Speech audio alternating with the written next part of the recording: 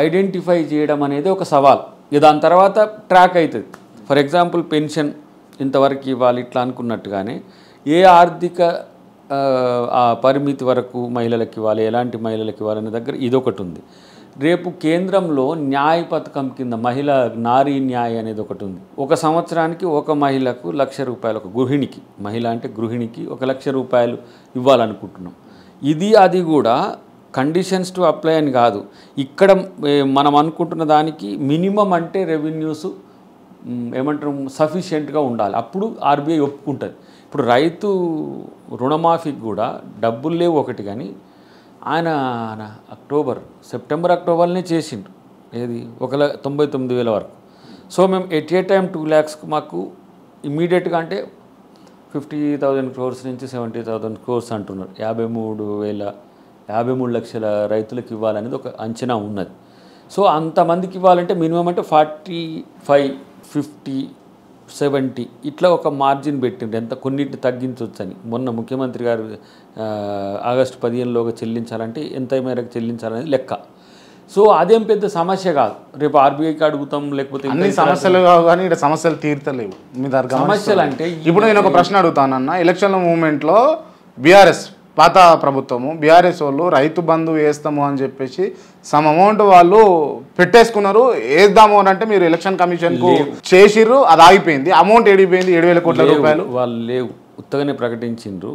దీని election code వచ్చేటట్టు Harish Rao code effect అయ్యేటట్టు మీకు రేపు పొద్దుగాల వరకు మీకు పైసలు పడతాయి అనేసరికి దాని కోడ్ను పెట్టేసి అసలు అమౌంటే లేదా, లేదు. ఆ అమౌంట్ ఉండే అమౌంట్ అంతా పొంగులేటి శ్రీనివాస్ రెడ్డికి తరలించిర్రు. ఆయనకు బకాయిలు ఉండే కాంట్రాక్టర్గా బకాయిలన్నీ ఎవరికైనా సరే 100 కోట్లు చెల్లించింది ఏమీ లేదు. ఇప్పుడు ఈ గవర్నమెంట్ వచ్చినాక వాళ్ళు చూసుకోవచ్చు కదా. ఏది మనం చెల్లింపులు ఉంటాయి కదా, రెవెన్యూ శాఖ మన ఫినాన్స్ డిపార్ట్మెంట్ నుంచి ఎన్ని 1,000 కోట్లు 100 కోట్లు అని లెక్క ఉంటుంది కదా. అంత సీనే లేదు ఆడ. అసలు ఫస్ట్ ఆఫ్ ఆల్ వీళ్ళే ఉద్దర మీద ప్రభుత్వాన్ని నడిపిండ్రు. అసలు ఈ 7,500 కోట్లు ఉన్నాయనేది ఉత్తముచ్చిట. ఉంటే రాగానే ఇమ్మీడియట్గా రైతు బంధు భరోసాను ఇచ్చేద్దాం. కానీ ఉండి మేమెందుకు దాచుకుంటాం? కేసీఆర్ ఇయ్యంగా రేవంత్ రెడ్డి గారు ఇయ్యరా? అంటే మేము వచ్చిందే కొత్తగా. తర్వాత మాకు రైతులంటే రైతు కుటుంబాలే కాబట్టి పాలకులందరూ చాలా వరకు మేము రైతులకు వ్యతిరేకం చేస్తాం. మీరు చూసిరో లేదో జనగాం దగ్గర కాలు మొక్తా ఉన్నది, ఒక పోలీస్ ఆయన కాలు మొక్తా ఉన్నది ఒక మహిళ. అది గతంలో 10 ఏళ్లలో కేసీఆర్ ఉన్నప్పుడు గట్లాంటి పరిస్థితి అయితే రాలే. అంటే మీరు గతాన్ని ఊరికనే రోబో టైప్ మర్చిపోయినావు నువ్వు. నేను మర్చిపోయినా అన్న, రోబోలు మర్చిపోవు అన్న, మనుషులే మర్చిపోయి. రోబో చిప్పు మార్చంగానే మర్చిపోతుంది. ఫస్ట్ రోబో ఎట్లుంటుంది రోబో సినిమాలో అంత ఐశ్వర్యాన్ని ప్రేమించుకుంటుంటుంది. సెకండ్ రోబో విలన్ అవుతుంది. అట్లనే నువ్వు విలన్గా మారకు.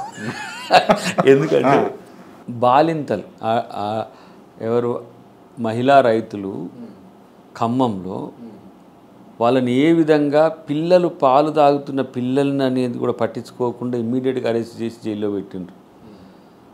పత్తి రైతులు ఆదిలాబాద్లో ఏం చేసిండ్రు? చేతులకు బేడీలు వేసి తీసుకుపోయి జైల్లో పెట్టిండ్రు. రోడ్లే కల్లాలైన రోజులు, రోడ్ల మీదనే ఏమంటారు వడ్లు మొలకెత్తిన రోజులు మీకు గుర్తుంటాయి. ఇప్పుడు వాళ్ళు చేసిర్రు, మేము చేసి తప్పేంది అన్నట్ట. ఇట్లా కొనుగోలు అనేది ఐకేపీ సెంటర్లో మిగతా ఏవైతే మార్కెటింగ్ సదుపాయాలు ఉన్నాయో ఎక్కడ లేవో, ఎక్కడ ఎనారమస్కి వచ్చినాయో అక్కడ సమస్య అవుతున్నప్పుడు ఇమ్మీడియట్గా రిజాల్వ్ చేస్తున్నాం కదా ఏమంటే. ఇప్పుడు సమస్య దృష్టికి రావడం, దాన్ని పరిష్కరించడం, ఇవి 2 అంశాలు. సమస్యను పట్టించుకోని ప్రభుత్వం గతం అయితే, సమస్యను పరిష్కరించే ప్రభుత్వం ఇప్పుడు. మీకు ఇక్కడ ఇదొక సమస్య ఉందంటే చూడండి, రేపటి వరకు దాన్ని రిజాల్వ్ చేసే వ్యవస్థ ప్రభుత్వం తయారు చేసింది. ఏ ఇష్యూ అయినా తీసుకోండి, వాట్ ఎవర్. ఇప్పుడు పవర్ అంటున్నారు, పవర్కి సంబంధించి చర్చ చేసి వీడియోలు తీసి, మొన్న ఒకటి ఏదో వీడియో ఒక పిల్లగాడు ఎంతది చిన్న సినిమాల్లో నటిస్తారట, ఏది మన షార్ట్ ఫిల్మ్స్లలో నడిపిస్తే ఫేమ్ కావట్లేదు. ఆ వీడియో చేసి పెట్టిండట. అది 2-3 గంటలనే వైరల్ అయిందట. ఇట్లా కొంతమంది అట్లాంటి కూడా ఇక పవర్ లేదని చెప్పేసి, కరెంట్ లేదని చెప్తుంటే వీళ్ళు ప్రమోట్ చేస్తుంటారు. ఎవరు? BRS and BJP.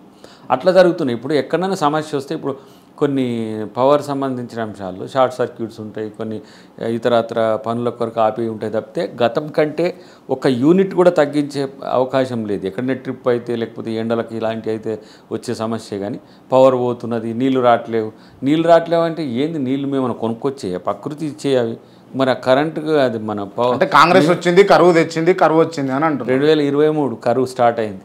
2023 నుంచి ఒకసారి నువ్వు వాతావరణ శాఖ దగ్గర రిపోర్ట్ తీసుకో.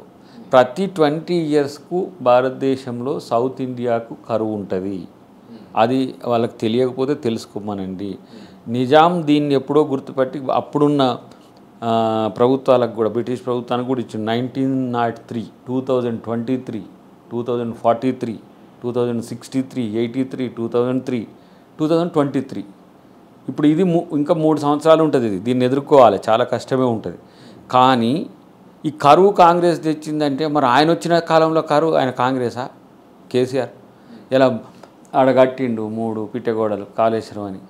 అవి వాడుకోవడానికి ఉపయోగానికే లేకపోయా. 1,00,000 కోట్లని పెట్టి కట్టే. ఇప్పుడు ఆయన కాళేశ్వరం బాగలేదు, దోపిడీ చేసుకున్నాడు, దమ్మి చేసిండు, కుటుంబ పాలన చేసిండు అని చెప్పే మీరు అధికారంలోకి వచ్చినప్పుడు మీరు మళ్ళా కూడా ఇప్పుడు కూడా ఇప్పుడు ఈయన ఇట్లా చేసిండు, కేసీఆర్ ఇట్లా చేసిండు, రామారావు అట్లా చేసిండు, సంతోష్ రావు అట్లా చేసిండు, ఇంకా గిదేనా ఒకరినొకరు అనుకుంటేనా ప్రభుత్వ పరిపాలన ఏమైనా చేస్తారా?